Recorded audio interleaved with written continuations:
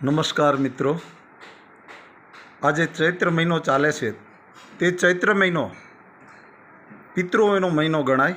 આ મહિનાની અંદર લોકો પિતૃઓના મોક્ષાર્થે ભાગવત સપ્તાહનું આયોજન કરતા હોય છે અને એ આયોજનમાં સગા સંબંધી મિત્રો, આજુબાજુના ગામના લોકો અને કંઈક લોકો તેમાં ભક્તિનો ભાવ પ્રગટ કરવા તો ભક્તિ ગીત સાંભળવા માટે, ભાગવત સાંભળવા માટે એ દરેક વ્યક્તિ આવે છે.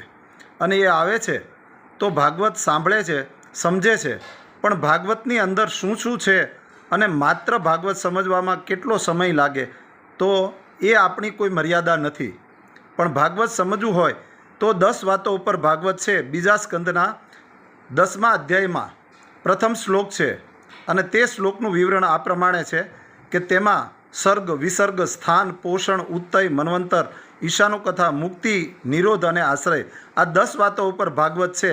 બાકી તો બધી 101,008 રાજાઓનું વર્ણન છે.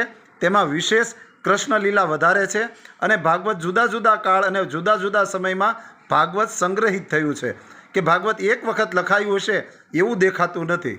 બસ, હવે આવતા અંકમાં મળશું.